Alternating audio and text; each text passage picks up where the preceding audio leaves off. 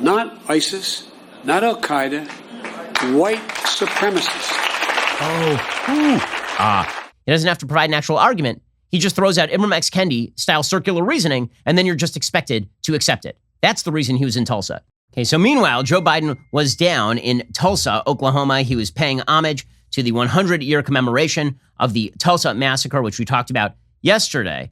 And I think in order to understand Joe Biden when it comes to race, you have to understand that the entire Democratic Party right now has decided to centralize, they've decided to center all their attention around a new definition of racism. Their definition of racism is anything they don't like. Now, that's been their definition for a while, but their new theory is that all the institutions of American life are shot through with racism, and they never have to define racism. See, you and I could define racism pretty easily because we speak the language of English. Racism means that you believe in the superiority or inferiority of people based specifically on their race. That is the definition of racism. But the left doesn't believe in that definition because if that's the definition, then racism has been alleviated largely over the course of American history, right? Particularly over the last 60 years. Most Americans understand that to believe such things is considered evil in our society, right? To be an actual, honest-to-God racist who believes in the inferiority of somebody based on race is something that is not even considered remotely within the bounds of the rational in modern society and in modern discourse. So what did the left have to do? Instead, they had to say, well, the institutions of America are shot through with racism, and we don't actually have to define that. We're just going to say it. And then if you don't understand what we're talking about, we're just going to say it again. So the great sort of prevaricator about this sort of stuff and popularizer of this sort of nonsense is Ibram X. Kendi. So Ibram X. Kendi is a professor at Boston University, which is insane and demonstrates the uselessness of higher education. He's also the head of what is called the Center for Anti-Racism Research, which to date has provided zero research, so far as I'm aware, but has taken in literally tens of millions of dollars from major institutions, including $10 million from Jack Dorsey of Twitter just last year. For brilliance like this. So here was Ibram X. Kendi. This is, I believe, a couple of years ago at the Aspen Ideas Festival. He was asked explicitly, how do you define racism? And here is Ibram X. Kendi attempting to define racism. This is the dumbest thing I've ever heard, but this is the basis for race ideology on the left today. So racism, I would define it as a collection of racist policies that lead to racial inequity that are substantiated by racist ideas. And anti-racism is pretty simple, using the same terms. Anti-racism is a collection of anti-racist policies leading to racial, anybody want to take a guess? Equity that are substantiated by anti-racist ideas. Okay, this is the fact. My favorite part of this is where he kind of arches his eyebrows because he said something quite profound. That is the dumbest thing I've ever heard in my life. The reason it's the dumbest thing I've ever heard in my life is if somebody asks you to define a term and then you use the term in the definition, you have not defined the term. I'm holding a pen right here. If you said define a pen, and I said a pen is a pen, you'd be like, that added no new information. I have no idea what you're talking about. If I said to you, define racism, and you said, racism is a thing that is racist because it is motivated by racism, you'd be like, I don't know what you're talking about because that didn't add any new information. Ibram X. Kendi says this crap with a straight face, and everybody just goes, oh, ooh, ah. Okay, but this provides the basis for Democrats to say that any inequality of outcome is representative of racism in the system. And this has been imbibed at the deepest level by the Democratic Party. So that was the purpose of Joe Biden going to Tulsa. It wasn't just to provide some sort of commemoration for an evil event in American life. It was to say that that evil event is indicative of what America was and remains with regard to Black Americans. So Joe Biden goes down to Tulsa, Oklahoma. First, he has a fight with his teleprompter. I mean, this is just requisite. Just as like an opening move, as an opening gambit in every one of his rallies, he actually brings out the teleprompter and then he physically spars with it. So here is Joe Biden versus the teleprompter, as always. A belief enforced by law, by badge, by hood, and by noose that speaks to that lit the fuse.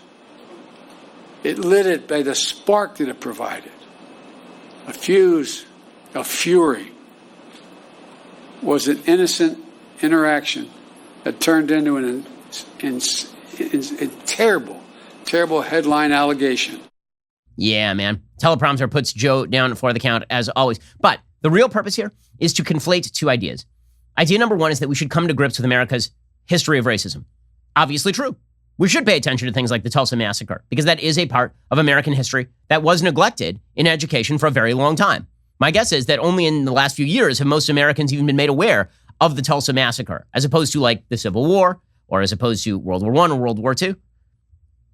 But the reality is that is a fairly, and that's good. I'm glad more people are aware of the Tulsa massacre now. That is a very good thing. But the idea is that if you are opposed to the racialized agenda of the Biden administration, if you say things have kind of changed between 1921 and 2021, which they most indubitably have, then this means that you want to deny history. So here was Joe Biden performing exactly this sort of conflation. Here he was yesterday saying that America's great because we're coming to terms now with our dark side.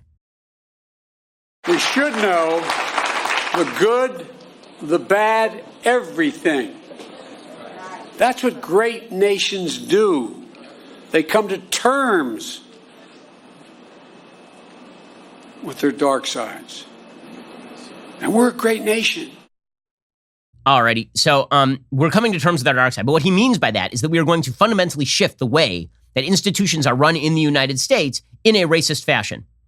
So Biden says, Americans think that if I hold you down, I lift myself up. This is a pretty wild statement. For too long, we've allowed a narrowed, cramped view of the promise of this nation to fester. The view that America is a zero-sum game, where there's only one winner. If you succeed, I fail. If you get ahead, I fall behind. If you get a job, I lose mine. And maybe worst of all, if I hold you down, I lift myself up. Okay, how many Americans believe that right now? Like truly, how many Americans believe that? How many Americans are like, he's saying that Americans today are malevolent, right? Too many Americans believe that I have to hold you down in order to lift myself up. So Americans are really, really bad people, like today. Not in 1921, today. Americans are terrible. Not only that, Joe Biden said that white supremacy is the greatest threat in America today. It is the greatest threat in America today. Now, here's the thing. White supremacists, horrible people, believe horrible things. No one has been more critical of white supremacists than I have. I've been personally targeted by white supremacists. The FBI arrested a white supremacist a couple of years ago trying to kill me and my family. Okay, so white supremacists and I, not friends. Also, he conflates white supremacy with pretty much everything he doesn't like, and this is part of the danger. How many headlines have you seen in the media recently saying things like healthcare disparities are a result of white supremacy? Right? How many times have you seen members of this administration talk about how unequal outcomes in the justice system are the result of white supremacy as opposed to, individual action by people of different races? Okay, so here is Joe Biden laying it out there. Here we go. As I said in my address to the joint session of Congress, according to the intelligence community, terrorism from white supremacy is the most lethal threat to the homeland today. Not ISIS, not Al-Qaeda, white supremacists. That's not me. That's the intelligence community under both Trump and under my administration. Okay, so first of all, if he just wants to say that white supremacist terrorism happens and is threatening, that's okay. I have no problem with that. But if the argument is that the most lethal threat to Americans today is white supremacist terrorists, that is not true by any statistical measure of which I am aware. The most lethal threat to Americans today, overall, or the most lethal threat to America today, that's overall, all of this is driven by an agenda, right? The agenda is that Joe Biden wants to radically remake America's institutions. He doesn't have to provide data.